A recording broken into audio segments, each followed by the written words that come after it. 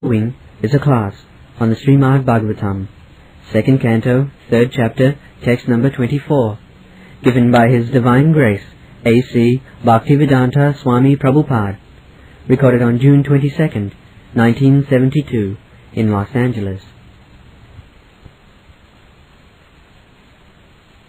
Translation.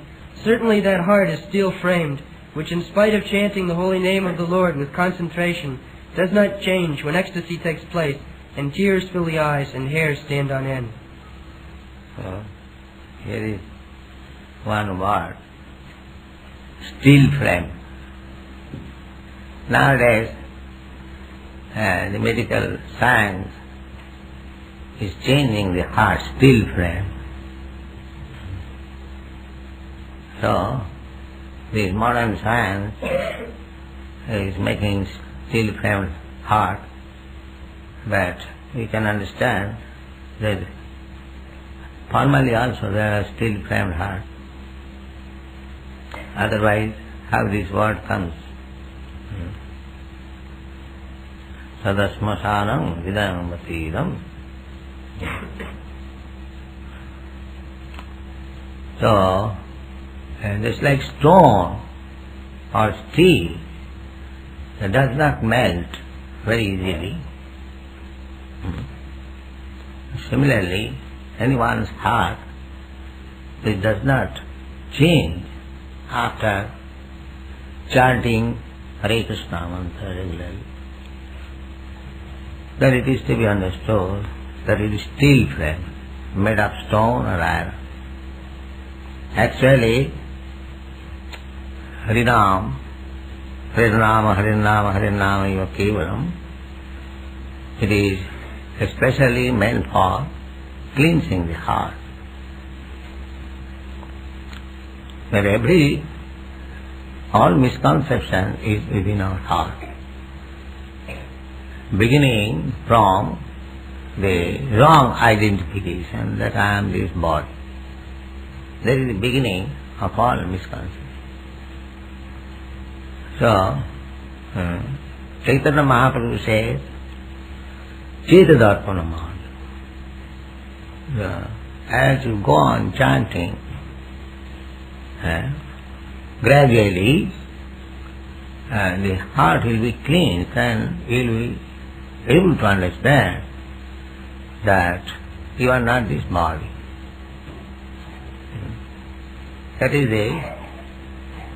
That is called Jnana Vairagya. Jnana means to know thoroughly that I am not this body. This is Jnana. And as soon as you know that you are not this body, naturally you become disinterested with anything which has got bodily relation. The Chetadarpana Marjanam, Bhava Mahadavagni Nidpapanam. Bhava means repetition of birth and death. You become. Bhava means. So you become means you die also. Because this is the word. To become does not mean that you stay forever. That is not possible.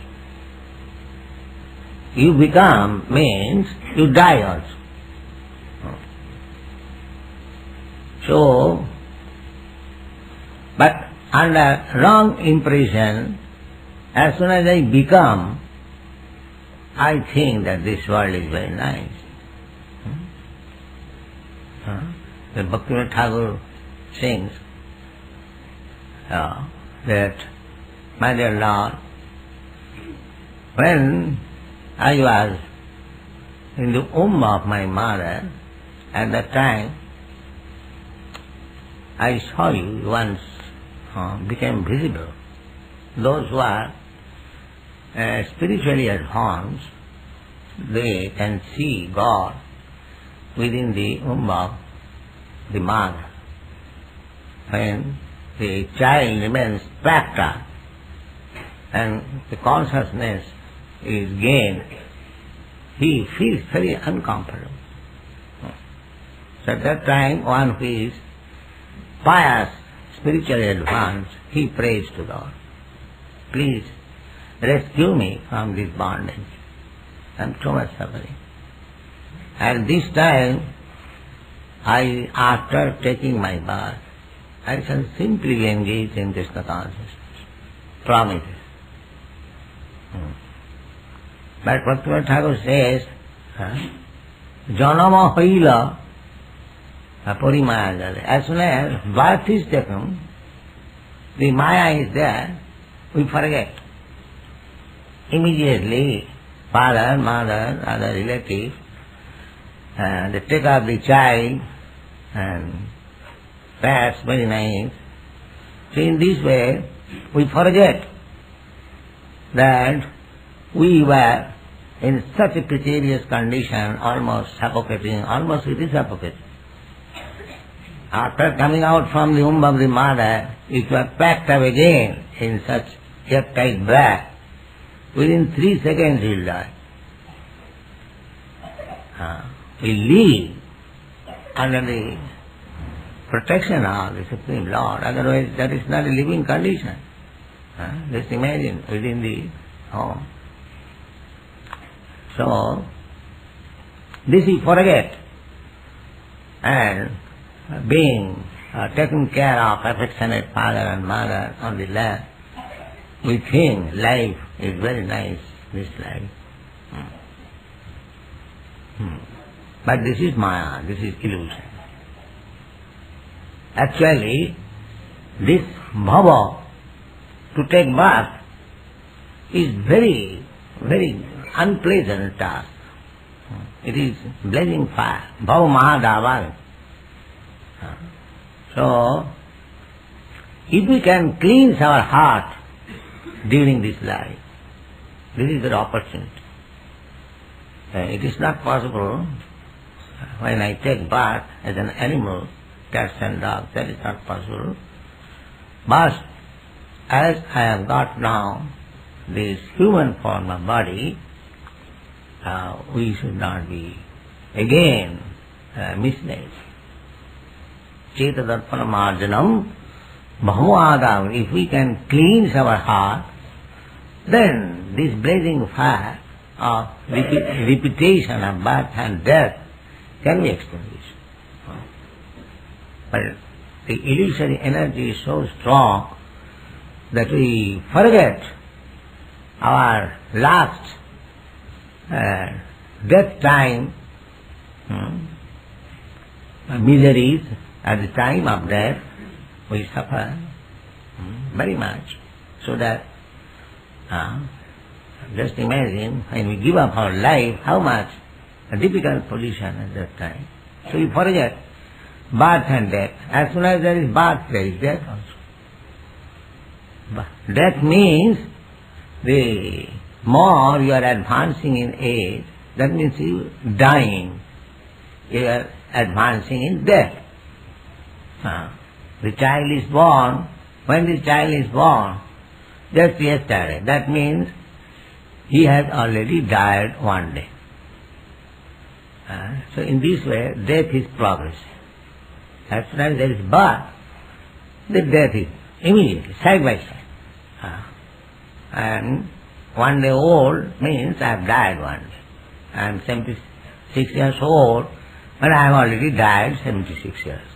Suppose I live, say, 8 years, 9 years, so I have already died 76 years. So death is sure. They say we are advancing. What is that advancement? Death is sure. You cannot control birth, death, old age. You cannot stop old age. And disease. You can manufacture nice medicine, but you cannot stop disease. So we have become still-hearted, still-framed heart. We do not consider all these things. These are practical. And still we are under the impression that we are advancing in material civilization. So we are advancing in the art of cutting stone and wood, that's all. This is our advance. Just like in your country, within 2 months they can build one wood house. An expert in cutting wood, this is advance. Wood cutter, stone cutter. But we are not meant for cutting wood and stone. We are meant for understanding our spiritual identity. There are many birds, a woodcutter bird. So that is not very expert manifestation of our intelligence. So, this cleansing of heart will be possible by Harinama Dheri, this chanting of Harinama, Harinama, Harinama, Harinama iva kevalam, Kalavunasi, Vanasi, Vanasi, Vati. Whether anything, any spiritual process is meant for cleansing the heart. Either you take Karma Yoga, or Jnana Yoga, or Dhyana Yoga, or Bhakti Yoga. The ultimate goal is that cleansing the heart. At the present moment, I am under misconception, dirty things accumulated on my heart, that I am this body, and therefore I do not try to realize that I am soul, and under bodily concept of life, as the animals, they are also in bodily concept of life. They are busy eating, sleeping, mating, and defending. Similarly, human civilization has become like animals. They are interested only in eating, sleeping, mating, and defending. That's all. But that is not our position. It is a chance to get out of the entanglement of birth, death, old age and disease. This is our real business. Cetadarpanamarjana. We are misguided. Our so-called leaders are misleaders. They do not know what is the aim of life. That is the difficulty at the present moment. Not at the present moment, in the material world, this problem is always existing, but due to this Kali age, that problem is more acute. That's all. So, this chanting of Hare Krishna mantra, without offences, 10 kinds of offences, will cleanse the heart, and then we will be liberated. Cetadarpana marjanam bhava mahadavagni, because we will know the path, how we can get out of these classes of birth and death. And there are so many big scientists, philosophers, they don't talk of this important subject matter, how to get out of birth and death. There are no solution, neither they can think of.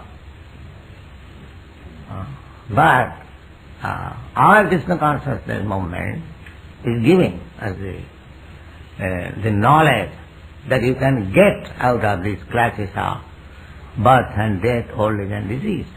That is our desire. Nobody wants to die. Nobody wants to go again into the womb of the mother. Nobody wants disease. Nobody wants old age. But the so-called scientists, they have no proposal to get out of this class. Yes, Srimad Bhagavatam gives you hint that Harinama Devi, by chanting Harinam, Harinama, Harinama, Harinama iva kevalam, you can get out of this. And when Harinam will be perfect, and that symptoms are given here. Netri jalam, gatra rahi harsha. By chanting, when not always, sometimes out of ecstasy, when tears will come down, and there will be shivering on the body. That means you are coming to perfection. This is not to be artificially practiced. When you actually come to the perfectional state, this will automatically appear. So, this verse suggests that if a person is chanting Hare Krishna mantra, but his eyes are not tearful, or there is no ecstatic shivering of the body, then that is means he is not coming to the perfection of mind.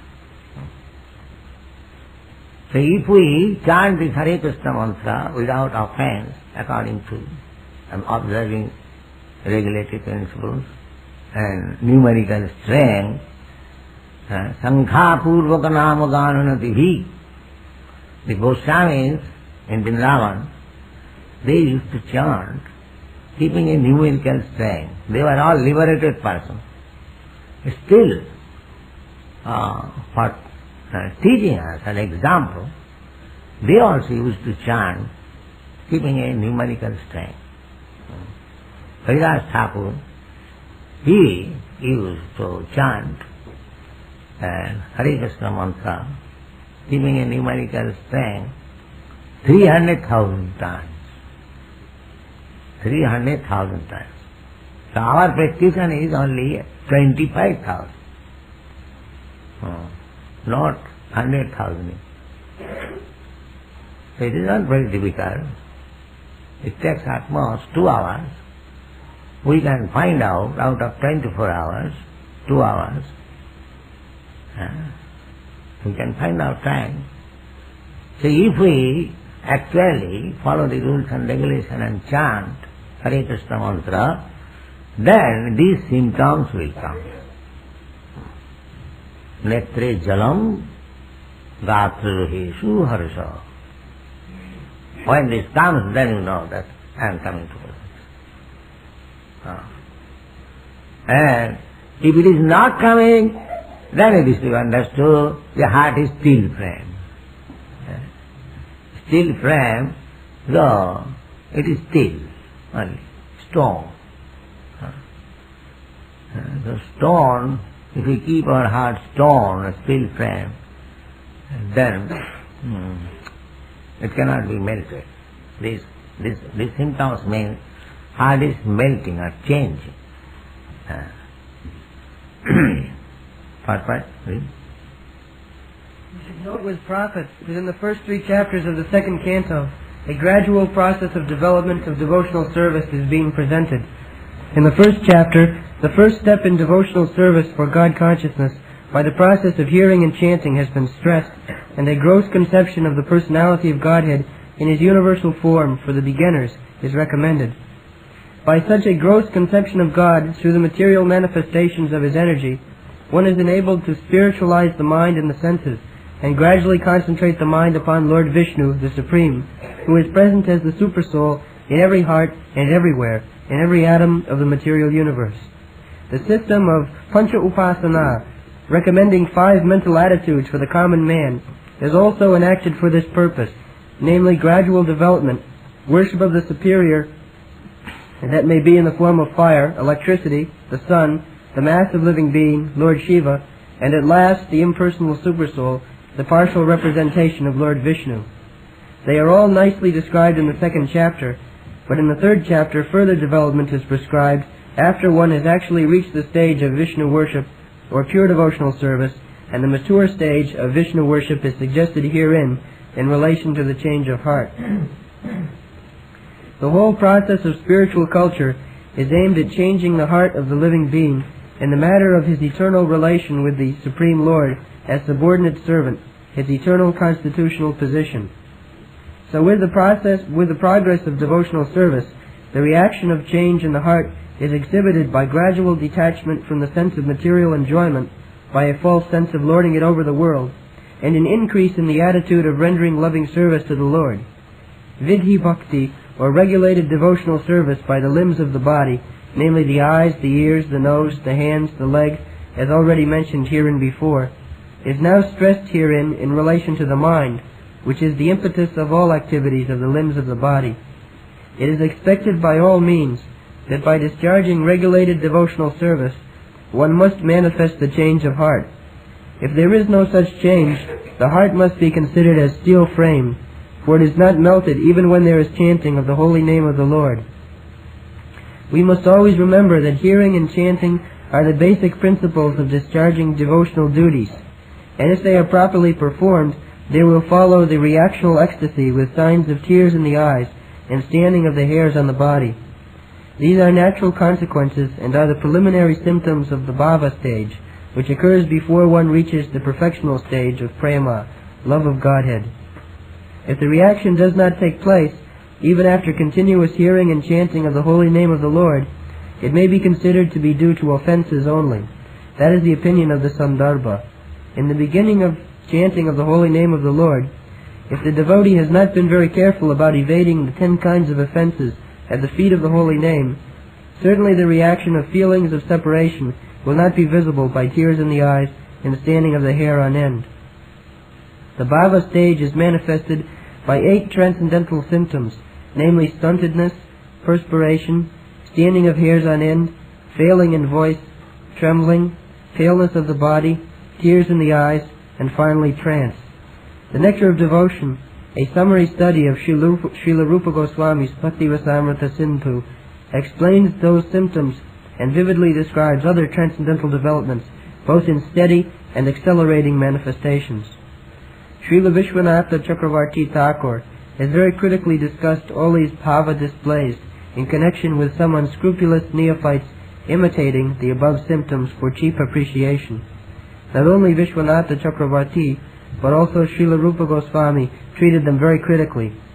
Sometimes all the above 8 symptoms of ecstasy are imitated by the mundane devotees, prakrita sahajiyas, but the pseudo-symptoms are at once detected when one sees the pseudo-devotee addicted to so many forbidden things. A person addicted to smoking, drinking, or illegitimate sex with women, even though decorated with the signs of a devotee, cannot have all the above-mentioned ecstatic symptoms. But it is seen that sometimes they are willfully imitated, and for this reason Srila Vishwanath Chakravarti accuses the imitators of being stone-hearted men. They are even affected sometimes by the reflection of such transcendental symptoms, yet if they still do not give up the forbidden habits, then they are hopeless cases for transcendental realization. When Lord Chaitanya met Srila Ramananda Rai of Kavor on the bank of Godavari, the Lord developed all these symptoms, but because of the presence of some non-devotee Brahmins who were attendants of the Rai, the Lord suppressed all these symptoms. So sometimes they are not visible even in the body of the first-class devotee for certain circumstantial reasons. Therefore real steady bhava is definitely displayed in the matter of cessation of material desires, kshanti, utilization of every moment in the transcendental loving service of the Lord, of the artha kalatvam, eagerness for glorifying the Lord constantly, namagane sadaruchi, attraction for living in the land of the Lord, pritistad vasati stale, complete detachment from material happiness, virakti, and pridelessness, manashunyata. One who has developed all these transcendental qualities is really possessed of the bhava stage, as distinguished from the stone-hearted imitator or mundane devotee. The whole process can be summarized as follows. The advanced devotee who chants the holy name of the Lord in a perfectly offenseless manner and is friendly to everyone can actually relish the transcendental taste of glorifying the Lord, and the result of such realization is reflected in the cessation of all material desires, etc., as mentioned above. The neophytes, due to their being in the lower stage of devotional service, are invariably envious, so much so that they invent their own ways and means of devotional regulations without following the acharyas. As such, even if they make a show of constantly chanting the holy name of the Lord, they cannot relish the transcendental taste of the holy name. Therefore the show of tears in the eyes, trembling, perspiration, or unconsciousness, etc., are all condemned. They can, however, get into touch with a pure devotee of the Lord and rectify their bad habits. Otherwise they shall continue to be stone-hearted and unfit for any treatment. A complete progressive march on the return path home, back to Godhead, will depend on the instructions of the revealed scriptures directed by a realized devotee. So, this positive progress will be possible if we follow the instructions of the Vedas. Srila Rupa Goswami has therefore said, Shruti Smriti Puranadi Pancharatriki Vidhin Vina Vaikantiki Harer Bhakti Utpata eva kalpata. Shruti means Vedas, Shastras, Shruti Smriti, and Smriti means books which follows the Vedic principle. Vedas, suppose you write one book or anything, if it is just according to the Vedic conclusion, then it is called Smriti. By remembering the Vedic conclusion, you cannot go beyond the Vedic conclusion. Then it is a useless writing. Vedic conclusion must be there. The guide must be there. On that conclusion, if you write something, that is right. And if you deviate from that conclusion, then it is wrong. So, we want to read authorized, right books, not by imagination. You can write so many nonsense things by imagination, and that is useless. You must remember what is the Vedic conclusion. So, Shruti Smriti Pancharatriki Vidhi. Pancharatriki Vidhi, this Archan, temple worship, under the direction of Narada. So, if one gives up all these regulative principles and wants to become a devotee, a writer,